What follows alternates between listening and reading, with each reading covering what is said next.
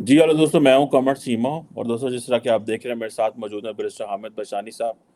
Barrister साहब, सबसे पहले तो आपके वक्त का बहुत शुक्रिया सर। आपका शुक्रिया ना, थैंक यू। बैरिस्टर साहब, दो इम्पोर्टेंट टॉपिक हैं। एक तो इम्पोर्टेंट डिस्कशन ये है कि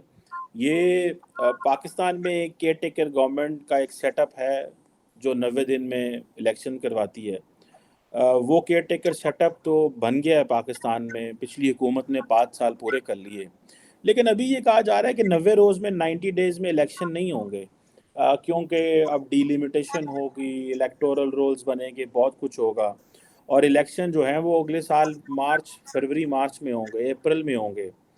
वैसे साहब, क्या लगता है आपको, स्लोली स्लोली पाकिस्तान में जो डेमोक्रेसी है, लोगों को उससे जो है इस सेटअप को रोल बैक किया जा रहा है? लोगों को क्या कहा जा रहा है कि इससे उम्मीद ना रखें, या कि जिसे वो कहते हैं ना, नए तरीके ढूंढे जा रहे हैं, जिसे लोग बहुत सारे पाकिस्तान में सॉफ्ट कू भी कहते हैं, या एक हम लफ्ज़ बोलते हैं कूलेस कू भी बोलते हैं। So what do you make of that sir? देखें जी, ये तो एक बात की बात बड़ी अहम है कि सच बोला जा रहा है कि इलेक्शन 90 दिन में नहीं होंगे, वरना जो तरीका वारदात है वो ये है कि जोर दे के कहा जाता है कि 90 दिन में होंगे, लेकिन होते नहीं, बाद में जो है वो बहाने ढूंढे जाते हैं। तो ये तो कम अज कम इन्होंने ऑन दी आउटसेट ही वाजे कर दिया कि इस तरह की कोई उम्मीद ही नहीं रखनी चाहिए। तो वैसे भी जो इनका जो है वो हल्का बंदी का, डिमार्केशन का या डिलिमिटेशन का जो प्रोसेस है, उसकी जो लीगल रिक्वायरमेंट है उसका एक मकसद है। और वो मकसद अगर पूरा ना हो, मतलब ये कि आप लोगों को वैसे नहीं गिनते कि गिन के तो आप अपनी जमा तफरीक में इजाफा या कमी कर रहे हैं, बल्कि उसका मकसद होता है, वो रिफ्लेक्ट करता है आपकी टोटल सीटों पे। कि अगर मसलन मुल्क की आबादी ज़्यादा है और वो सारी आबादी जो है उसको प्रॉपरली सीटें एलोकेट नहीं हो रही, तो इसका मतलब है कि आपकी जो रिप्रेजेंटेशन है लोगों की वो प्रॉपरली नहीं हो रही। यही होता है मर्दमशुमारी का इलेक्शन पॉइंट ऑफ व्यू से, और उसके बड़े मकासद हैं, लेकिन इलेक्शन पॉइंट ऑफ व्यू से तो आप अगर जो है वो एक मर्दमशुमारी करा लें, उसमें ये चीज़ क्लियर हो जाए कि जो है वो आबादी में इजाफा हुआ है, उसमें फिर आप उस हिसाब से एडजस्टमेंट नहीं करते सीटों की, तो उसी तरीके से फिर इंतखाबात कराते हैं, तो वो भी गलत बात है, वो भी कोई कॉन्स्टिट्यूशनल नहीं है। लेकिन इसको बुनियाद बना के अगर आप तो इलेक्शन से जान छुड़ाते हैं या उसमें डिले करते हैं, तो वो तो ज़ाहिर है एक पुराना टैक्टिस है पाकिस्तान की तारीख में। जो ये काम कुछ भी नहीं तो कम अज़ कम 100 मरतबा हो चुका है कि जो इक़्तिदार पे बैठा वो हमेशा कोई ना कोई टाइम लिमिट लेके बैठा, लेकिन वो उतरा जब तो वो अपनी मर्जी से एक नहीं, बल्कि अवाम के धक्के और उसके नतीजे में ही जो है उसको छोड़ना पड़ा। तो ये सूरत हाल जो अभी मुझे नज़र आ रही है ये तो मैं समझता हूँ कि बहुत बड़ी बात होगी कि अगर इंतखाबात मार्च या अप्रैल में हो जाते हैं तो ये बहुत बड़ी एक रेयर बात होगी। जहाँ तक इससे डेमोक्रेसी की को डैमेज होने का खतरा है, तो वो ऑलरेडी हम कई दफ़ा इन्हीं महफिलों में हम डिस्कस कर चुके हैं कि पाकिस्तान में डेमोक्रेसी ऑलरेडी बड़े बुरे तरीके से जो है वो ज़ख्मी हो चुकी है, बुरे तरीके से उसको डैमेज किया जा चुका है। और ये उन 15-20 मुल्कों में एक है जिसमें डेमोक्रेसी को बाकायदा एलानिया तौर पे जो है वो रिवर्स किया गया। उसमें ये उन मुल्कों में भी है जिसमें ह्यूमन राइट्स को इग्नोर किया गया, वो उन मुल्कों में भी इसका शुमार होता है जहाँ पे लोगों के जो फंडामेंटल राइट्स हैं, जो साफ़ी हैं या जो डिसअपीयर्ड पर्सन्स हैं या दूसरे मीडिया पीपल हैं या पॉलिटिशियन हैं, उनको इस तरीके से वायलेट किया गया और उस पर किसी ने कोई रिएक्ट नहीं किया। तो इस हिसाब से पाकिस्तान को अब आप उस सतह पे डेमोक्रेसी नहीं कह सकते। एक रिक्वायरमेंट जो है इलेक्शन की, जैसा कि पहले भी बहुत दफ़ा हमने डिस्कस किया कि इलेक्शन करा दिए तो डेमोक्रेसी हो गई, तो that's not the case. Democracy एक पूरा कल्चर है, उसकी प्री रेक्विजिट्स हैं, उसकी कुछ जो है वो कंडीशंस हैं जिनमें से कोई चीज़ भी पाकिस्तान की डेमोक्रेसी पे अप्लाई नहीं होती। उसमें जो है طرح طرح کے جو واقعات آئے روز ہوتے ہیں گزشتہ 1-1.5 سال میں، جس طرح کی یہ ساری پروسیڈنگ ہوئی ہے، اس کو اب کسی طریقے سے بھی ڈیموکریسی کے اس میں شمار نہیں کر سکتے۔ حکومت کا ڈسمس ہونا کوئی بڑی بات نہیں، جمہوریتوں میں بھی حکومتیں ڈسمس ہوتی ہیں، لیکن ہر چیز جو ہے نا وہ یہ ایک ایسی گیم ہوتی ہے جو عوام کے سامنے کھیلی جاتی ہے، اور اوپن پلیٹ فارمز پہ ود فل ڈسکلوجر ہوتی ہے۔ اب یہ نہیں ہوتا کہ راتوں رات اچانک ایک لیڈر کو یہ انکشاف ہو جائے کہ قومی اسمبلی میں کچھ لوگوں کے ارادے بدل گئے ہیں اور اب وہ میرے ساتھ آنا چاہتے ہیں، اور دوسرے دن پھر وہ آ جائیں اور حکومت ڈسمس ہو جائے، اور ایک نئی حکومت اچانک آل آف سڈن، جس کو آؤٹ آف بلو کہتے ہیں، وہ اپوائنٹ ہو جائے، اور 1.5 سال میں وہ صرف اپنی صفائیاں پیش کرتی پھرے اور اپنے سارے معاملات صاف کر کے بانگے دھل، جس کو آپ کہتے ہیں، کسی بادشاہ شہنشاہ کے دور میں کبھی اس طرح نہیں ہوا ہوگا۔ وہ جو ہم کہتے ہیں نا اندھیر نگری چوپٹ راج، بھائی کس ملک میں آپ رہتے ہیں اور کس ملک کی بات کر رہے ہیں، کس ڈیموکریسی کی بات کر رہے ہیں؟ ایک آدمی پرائم منسٹر جو ہے الیکٹ ہوتا ہے تو اس پہ کیسز تلوار کی طرح لٹک رہے ہیں کہ اس نے جیل جانا ہے،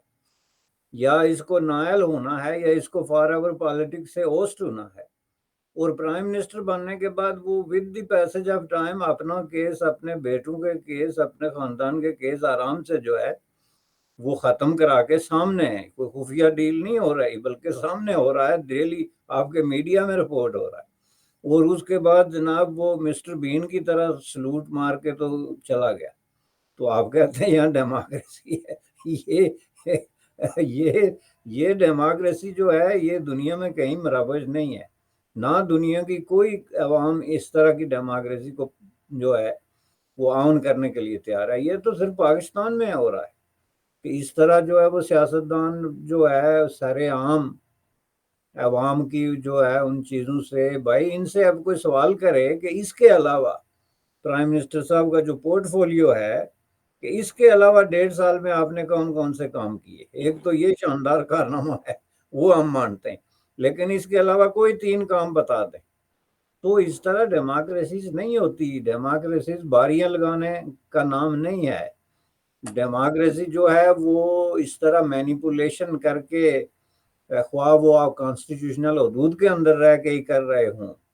اس طرح جو ہے وہ ٹیکٹسز یوز کر کے تو اپنے مفادات کے لیے راہ ہموار کرنے کا نام ڈیموکریسی نہیں ہے۔ ڈیموکریسی واحد گیم ہے جس میں سارے پتے ٹیبل پہ ہوتے ہیں، کوئی پتہ نہیں چھپا سکتے آپ۔ تو اس حالات میں سمجھتا ہوں کہ یہ بہت انفارچونیٹ بات ہے کہ پاکستان ہے ایک ایسے موقع پہ آ گیا اور ایسی شکل اختیار کر گیا جس کے خلاف کوئی پروٹیسٹ نہیں ہے، nobody is talking against that, کہ چلیں جی کوئی جلوس نکلا یا جلسہ ہوا۔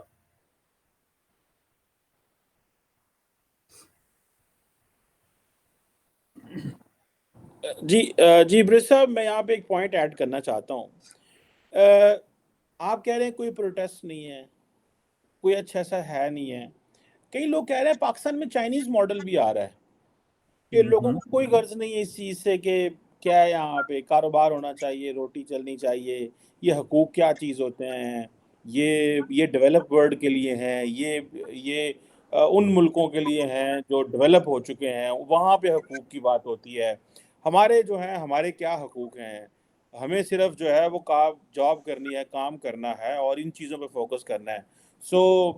جو اسٹیٹ ہے وہ یہ سمجھتی ہے کہ اگر ہم نے ان کو فریڈم دے دی، آزادی دے دی، تو یہ نظام کو بکھیر دیں گے۔ تو یہ جو مائنڈ سیٹ ہے کہ جی چائنیز ماڈل کی بھی باتیں ہوتی ہیں اسلام آباد میں، جی کئی لوگ کہتے ہیں اللہ کا ایسا، ظاہری بات ہے وہ خد و خال تو نہیں ہے، لیکن چائنیز ماڈل ہیں کہ لوگوں کو سپریس کرو اینڈ کاروبار جو ہے اس کو کوشش کرو کہ وہ اس پہ فوکس کرو۔ آپ کو لگتا ہے کہ ویسا تو نہیں، لیکن اس طرح کی جو کریکٹرسٹکس ہیں کہ لوگوں کو خاموش کرانا اور لوگ خاموش ہو بھی جائیں اور لوگ ڈر جائیں،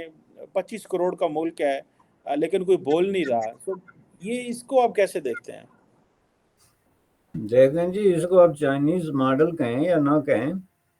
اس طرح کے جو نظام ہوتے ہیں جن سوسائٹیز میں مسلط کیے جاتے ہیں وہ مسلط پہلے کیے جاتے ہیں اور ان کی جسٹیفیکیشن بعد میں ڈھونڈی جاتی ہے۔ جس طرح اس کیس میں ہے کہ جی ہم غریب ملک ہیں، ہمیں کیا ضرورت ہے ڈیموکریسی سے، یہ بات نہیں ہے۔ بات یہ ہے کہ یہ جب سے انٹرنیشنل پریشر جو ہے وہ ٹوٹا ہے، دنیا میں جو ہے وہ ڈیموکریسیز اور ہیومن رائٹس کے حوالے سے ایک بہت بڑا انٹرنیشنل پریشر ہوتا تھا۔ آپ یہ دیکھیں یورپین یونین یا یونائٹڈ اسٹیٹ آف امریکہ جن ملکوں سے تجارت کرتے تھے، جن ملکوں کے کو وہ کمرات دیتے تھے یا اس طرح کی دیگر جو اسپیشل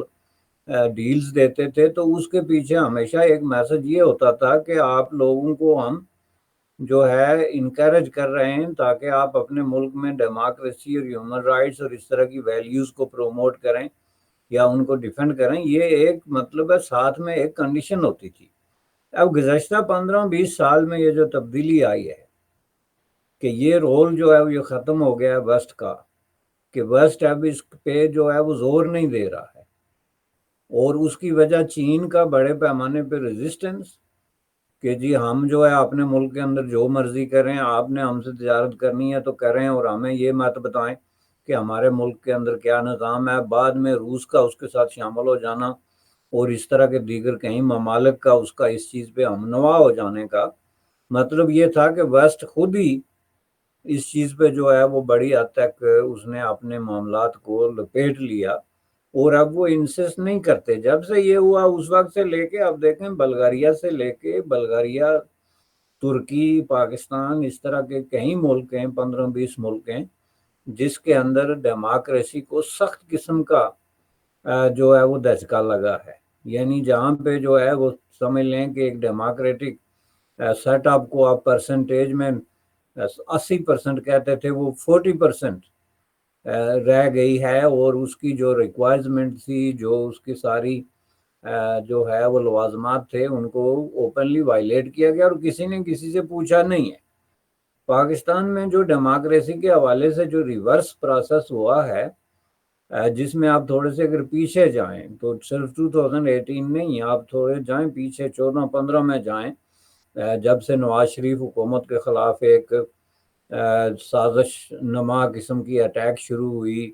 اس کو انڈر کٹ کیا گیا، اس کے بعد اس کو ٹاپل ڈاؤن کیا گیا، اس کے بعد پھر ایک نیا رجیم جو عوام پہ مسلط کیا گیا، اور پھر اس کو بے نیل و مرام کر کے جو ہے وہ باہر نکالا گیا۔ تو یہ ساری چیزیں جو ہیں یہ ظاہر ہے کہ ڈیموکریسی کو انڈرمائن کرنے کی ایک سیدھی وہ تھی، اور اس سارے پروسیس کے دوران جو سب سے زیادہ چیزیں متاثر ہوئی ہیں وہ ڈیموکریسی اور ہیومن رائٹس ہے۔ لیکن کوئی خط نہیں آیا پاکستان کو، نہ واشنگٹن کی طرف سے، نہ یورپین یونین کی طرف سے، جس میں یہ لکھا ہو کہ جناب ہم نے نوٹ کیا ہے کہ آپ یہ کام کر رہے ہیں اور ہم اس سلسلے میں جو ہے ہمیں تشویش ہے یا کوئی ایسی بات ہے۔ ایسا کچھ نہیں ہوا۔ چنانچہ انہوں نے سٹیپ بائی سٹیپ جو ہے وہ یہ سسٹم پاکستان کو بڑی حد تک سیوٹ کرتا ہے۔ پاکستان میں چین کی طرز کی ظاہر ہے کبھی بھی سیٹ اپ نہیں بن سکتا، چونکہ چین کے طرز کے سیٹ اپ کے لیے جس طرح کے ڈسپلن کی ضرورت ہوتی ہے کسی نیشن یا نیشنلٹی کے اندر، وہ پاکستان میں نہیں ہے۔ پاکستان ایک ہجوم کا نام ہے جس میں لوگ جو ہے ان آرگنائزڈ اور ان پریڈکٹیبل لاکھوں کروڑوں کی شکل میں موجود ہیں۔ چائنی ایک بہت ہی آرگنائز قسم کی ڈسپلن سوسائٹی ہے،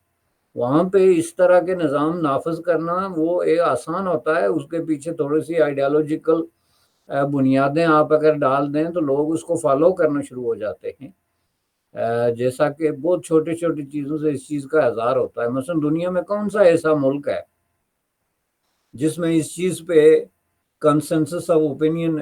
نہیں ہے کہ آپ کو جو ہے اپنے گھروں کے آگے گند نہیں ڈالنا چاہیے، آپ کو صاف ستھرے ماحول میں رہنا چاہیے؟ یہ کون سا ملک ہے جس میں اس پہ کنسنسس آف اوپینین نہیں ہے؟ 200 سے اوپر ملک اس پہ متفق ہیں، اور اس کی over overwhelming majority of the population جو ہے وہ متفق ہے۔ لیکن آپ دیکھتے ہیں پاکستان میں کہ ایک آدمی اپنے گھر سے گاربیج اٹھا کے تو لے جا کے دوسرے آدمی کے گھر کے باہر پھینکتا ہے۔ تو اس طرح کا جہاں پہ جو ہے وہ لوگوں کی ایک مینٹالٹی ہو، اس کو کسی اس طرح کے ہائیلی ڈسپلن قسم کی سوسائٹی میں کنورٹ کر دینا، جس طرح کے چین کے اندر ہے کہ ایک حکم آیا تو لوگوں نے اس پہ جو ہے وہ اے ٹو زیڈ عمل کرنا شروع کر دیا. آپ نے کرونا ٹائم میں دیکھا ہے, اس کے بعد دیکھا ہے, اس سے پہلے بہت سارے ایسے واقعات ہوئے ہیں جس میں چین نے ثابت کیا کہ وہ ہائیلی آرگنائزڈ اور افیکٹو قسم کی جو ہے سوسائٹی ہے. تو وہ پاکستان میں نہیں ہو سکتا, لیکن پاکستان کے اندر ڈکٹیٹرشپ اور آمریت پسندی کے رجحانات بڑے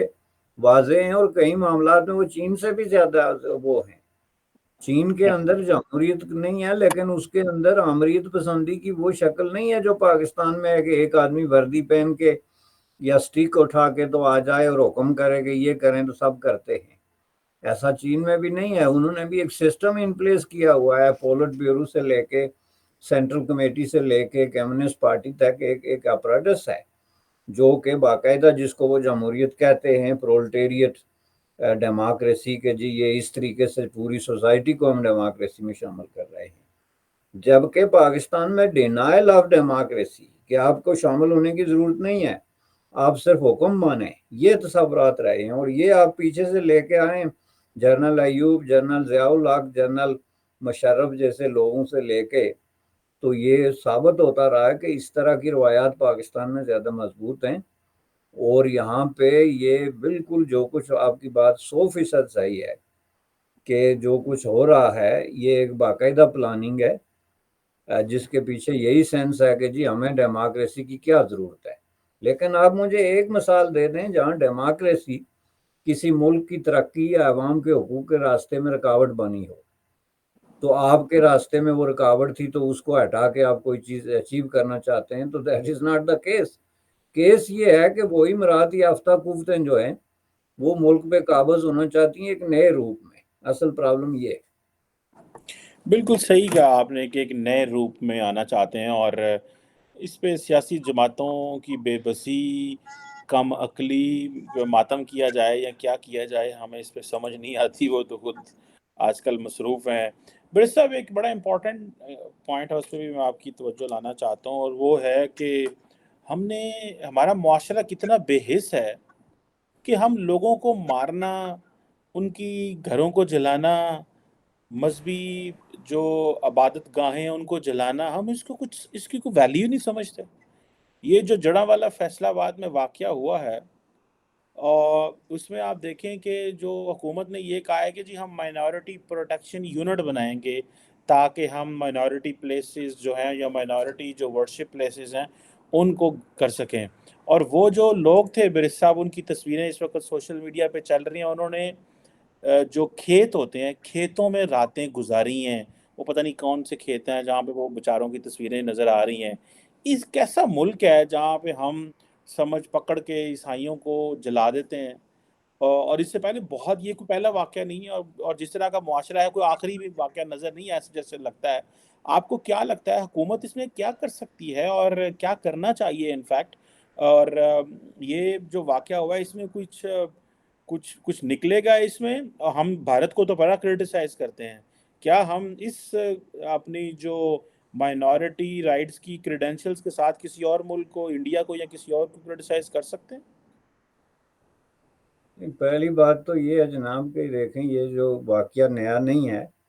لیکن یہ نئے نئے ٹوسٹ کے ساتھ جب واقعات سامنے آتے ہیں تو ان کو جو ہے وہ دیکھنا کہ اس کی وجہ کیا ہے کوئی بڑا مشکل کام بھی نہیں ہے. ابھی ریسنٹلی جو کچھ سویڈن یا جرمنی میں ہوا تھا جو بلاسفیمی کے حوالے سے, اس پہ گورنمنٹ آف پاکستان کی جو پوزیشن تھی وہ بڑی نوٹیبل ہے, اور اس کا تعلق بنتا ہے اس واقعے کے ساتھ کیونکہ یہ چیزیں آپس میں انٹر کنیکٹڈ ہیں. جب آپ اس طرح کے لیکچر دیتے ہیں کلیرکس کو اپنے بغل میں بٹھا کے, تو آپ دنیا کو اس طرح کے لیکچر دیں اور ان کو آپ جو ہے وہ ہیومن رائٹس اور بلاسفیمی اور مقدس کتابوں کے تصورات کے سلسلے میں اس طرح کے پوائنٹ پہ لے آئیں کہ جہاں پہ آپ اپنے عوام کو یہ ثابت کریں کہ وہ 100% جھوٹے ہیں, 100% جھوٹے ہیں. اور یہ جو ایک ایسا عمل ہے جس کے لیے کوئی اپنی جان دے دے اور سب شہید بننے کی کوشش, یہ پرائم منسٹر کے بھی اس طرح کے بیانات تھے, آپ کے منسٹروں کے بھی اس طرح کے بیانات ماضی میں آتے رہے کہ ہم جان دے سکتے ہیں, قربان ہو سکتے ہیں. تو اس طرح کی باتیں کرنے کا نتیجہ کیا نکلتا ہے کہ آپ کا کیا خیال ہے کہ عوام اس سے اپنے آپ کو مکمل طور پہ ڈیٹیچ کر کے یا ڈسپیشنیٹلی جو ہے وہ اس طرح کے واقعات کو دیکھیں گے. واقعہ جھوٹا ہے یا صحیح ہے یا نہیں ہے یہ بات تو دوسری ہے، لیکن آپ کیا سمجھتے ہیں عوام کس طرح سے ری ایکٹ کریں گے؟ جب آپ اس چیز پہ کنسنسس جو ہے وہ کریٹ کر دیتے ہیں کہ جی ایسا کوئی واقعہ ہمیں سنائی دے، خواہ وہ سچ ہو یا جھوٹ ہو، اس کی بیک گراؤنڈ کیا ہے، اس کا تناظر کیا ہے، اس کو ایک طرف رکھے بغیر ہم ایک ہجوم کی شکل میں اس پہ ٹوٹ پڑیں، اور پہلے سے ہم نے یہ طے کیا ہوا ہے کہ یہ قصور اسی کا ہوتا ہے اور اس کو جو ہے نیست و نابود کرنا لازم ہوتا ہے، تو پھر لوگ ظاہر ہے اس کو تو غلط سمجھتے ہی نہیں. وہ تو اس کو سمجھتے ہیں کہ ان کی زندگی کا ایک بہت امپارٹنٹ ترین قسم کا ایک مقدس لمحہ ہے جس میں ان کو اپنا رول پلے کرنا چاہیے. اور بالکل یہی ہوا اور یہی ہو رہا ہے، ریپیٹڈلی ہو رہا ہے. ہم 20-25 سالوں سے یہ بات بار بار کہہ رہے ہیں کہ دیکھیں جی کسی ایک مذہب کی مقدس کتابوں کو یا مقدس مقامات کو یا مقدس ہستیوں کو آپ جو ہے صرف تقدس نہیں بخش سکتے یا ان کو قانونی تحفظ نہیں دے سکتے. یہ اگر ہونا ہے تو یہ یونیورسلی ہوگا، اور یہ پر تمام مذاہب کی کتابیں اور ان کی بھی جو بڑے ہیں اور ان کے بھی جو برگزیدہ ہستیاں ہیں ان کو بھی اسی مقام پہ آپ کو لانا پڑے گا، جس میں بائبل بھی شامل ہے، اس میں عیسیٰ علیہ السلام شامل ہیں، یہ ساری چیزیں ظاہر ہے. تو آپ یہ دیکھیں گے یہ جو واقعہ ہوا اس میں ایک تو یہ چیز تھی. دوسری چیز وہاں پہ ایک جو میں نے سنا ہے کہ جو اسسٹنٹ کمشنر تھا وہ بھی چونکہ اسی کمیونٹی یعنی کرسچینٹی سے اس کا تعلق تھا. تو یہ بھی آپ دیکھیں نا کہ یہ بھی ایک لوگوں کے لیے کہ ایک مسیح جو ہے وہ ہمارا اسسٹنٹ کمشنر کیسے ہے، یعنی ہمارا حکمران کیسے ہے. آپ کے آئین میں اگر یہ لکھا ہوا ہے کہ آپ کا صدر مملکت یا آپ کا وزیر اعظم ایک کرسچن نہیں ہو سکتا، تو پھر ایک اسسٹنٹ کمشنر کیسے ہو سکتا ہے اپنی سطح پہ؟ تو وہ جو ہے وہ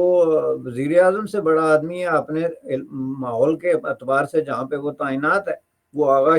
شاہی والی بات کہ میری ماں نے مجھے کہا تھا کہ تم جو ہے